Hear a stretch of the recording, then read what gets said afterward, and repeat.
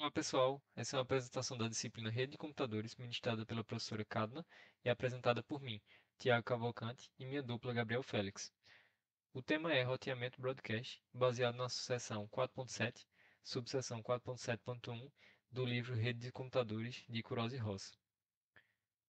Nas seções anteriores do livro, os protocolos de roteamento suportavam comunicação unicast, onde um único nó de fonte envia um pacote a um único nó de destino. Nessa apresentação será abordado o broadcast. No roteamento broadcast, um nó fonte envia um pacote a todos os outros da rede. Já no multicast, um nó fonte é habilitado a enviar uma cópia do pacote para um subconjunto de nós da redes ou de outras redes. Ou seja, unicast é um para um, broadcast é um para todos e multicast é um para vários. A forma mais direta de conseguir comunicação via broadcast é utilizando o unicast de N caminhos. O nó remetente cria e envia uma cópia para cada destino, como a gente pode ver na figura. Ou seja, se a gente tem N destinos, o nó da fonte faz N cópias, endereçando cada uma para um destino diferente e transmite utilizando o roteamento unicast. Mas dessa forma não seria preciso nenhum novo protocolo de roteamento de camada de rede, duplicação de pacotes ou então alguma funcionalidade de repasse. Apenas a gente utilizaria o unicast.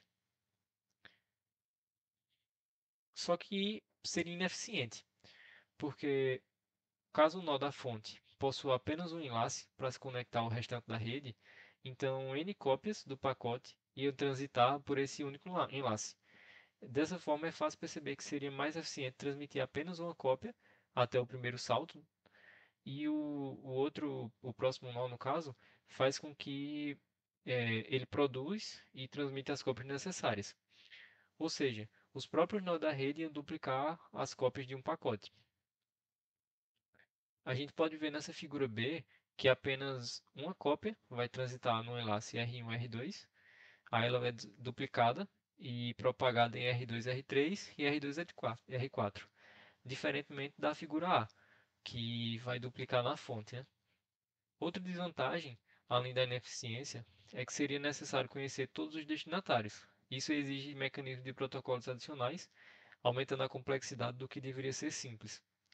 Por esses motivos, a gente vai focar em abordagens nas quais os nós da rede duplicam e repassam os pacotes. Daí entra a inundação não controlada. Diante disso, a técnica mais óbvia seria utilizar uma abordagem de inundação, que aí o nó da fonte envia um pacote a todos os seus vizinhos. Quando o nó receber o pacote, ele vai duplicar e transmitir para os próximos nós, que serão os vizinhos deles, exceto ao vizinho que repassou o pacote para ele, né? Só que essa simplicidade ela também traz problemas, no caso são duas falhas fatais.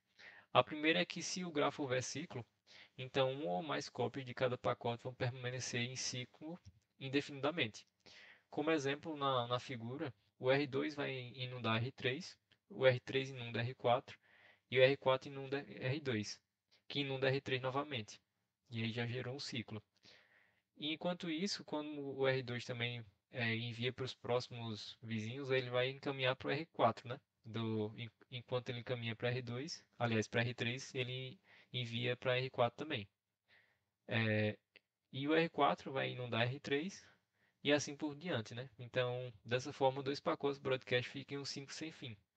Um vai ficar em sentido horário e o outro em sentido anti-horário. O segundo problema é a tempestade de broadcast, que é um cenário ainda pior.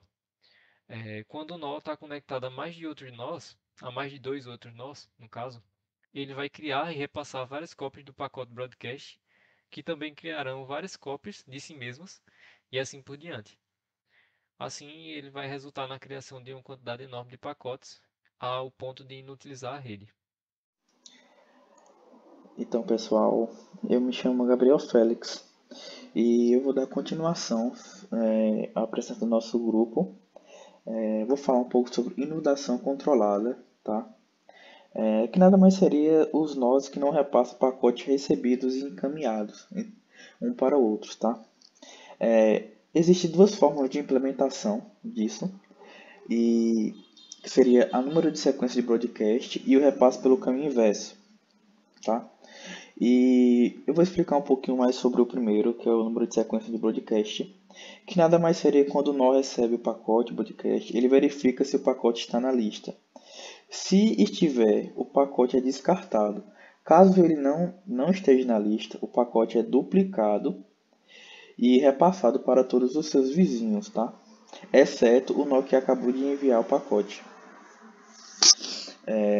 Um dos protocolos que utiliza o número de sequência de broadcast é o de Nutella, tá? Agora explicando um pouco mais sobre o repasse pelo caminho inverso, eu vou utilizar essa imagem que está no livro, tá? Vamos supor que o pacote o A enviou pacotes para C e para B. E por que o C não envia pacote para B e o B não envia pacote para C? Porque antes disso, ele faz uma verificação de B para C, se vai ser o caminho para A. Se ele não for o caminho de volta para A, ele corta esses caminhos, e acaba cortando esses pacotes aqui.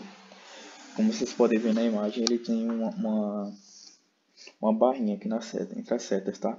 Ou seja, ele está cortando esses caminhos para não chegar pacote aqui nem aqui, porque no caso já foi recebido por A. O B foi recebido por A e C também. E aqui vamos dando a continuação. O C envia para F e C envia para E também. E o F não envia para E, nem o E envia para E pelo mesmo motivo, que ele faz uma verificação se o E é um caminho de E para F, ele vai ser caminho para C, tá? E acaba não fazendo essa... E por conta dessa verificação, ele acaba não enviando os pacotes repetidos um para o outro e acabando assim não tendo a inundação. Então, pessoal, também teria o broadcast por split tree, tá? Que nada mais seria uma árvore que contém todos os nós de um grafo, sem exceção. E para a gente ter a split tree, primeiro a gente teria que construir um split tree. E como seria essa construção de split tree e o seu fundamento? Primeiramente, para construir uma split tree, eu tenho que selecionar o centro da minha árvore. Que no caso do exemplo que a gente está usando aqui, a imagem A, seria o E. A gente seleciona a gente encontrou o centro, que seria o E, e a partir daí eles verificam qual é o menor caminho até chegar ao E, tá? Entre todos os nós. E na imagem B, aqui já construída a split tree, vocês podem perceber que ele já verificou o menor caminho, e essas linhas mais grossinhas são os caminhos o menor caminho até a chegada do seu centro, que é o E. E a desvantagem da split tree é justamente essa, porque toda vez que eu quisesse utilizar a split tree, eu teria que fazer essa construção, identificar o centro e fazer essa verificação para assim fazer sua difusão e os pacotes serem enviados corretamente, sem nenhum erro, tá? Algoritmos de broadcast na prática. Os protocolos de broadcast são usados tanto na camada de aplicação quanto na camada de rede. Por exemplo, o Nutella, que é uma rede de compartilhamento de arquivos peer-to-peer, ponto a ponto, né? Como o Kazaa ou o Torrent, que usam a nível de aplicação. Ele faz broadcast de consulta de conteúdo entre os pares, usando inundação controlada, com número de sequência e também com um campo de vida chamado TTL, que é o Time to Live, do inglês. Ele usa esse campo de vida para limitar o número máximo de saltos a nível de aplicação, como já foi comentado, e dessa forma, esse mecanismo é chamado de inundação de escopo limitado. Além da informática, também é utilizado em telecomunicações, podendo ser encontrado também como radiodifusão, pois ele transmite ou difunde determinada informação para muitos receptores ao mesmo tempo. Um bom exemplo da utilização do broadcast é o sistema de televisão aberta, onde uma ou mais antenas de transmissão enviarão o sinal televisivo através de ondas eletromagnéticas e qualquer aparelho de televisão que conseguir captar poderá sintonizar o sinal. Outro exemplo de uso é no ARP, Address Resolution Protocol. Ele usa broadcast na consulta de resolução de endereços, enviando para todos os computadores em uma rede local. O intuito é converter endereços da camada de rede e endereço da camada de enlace.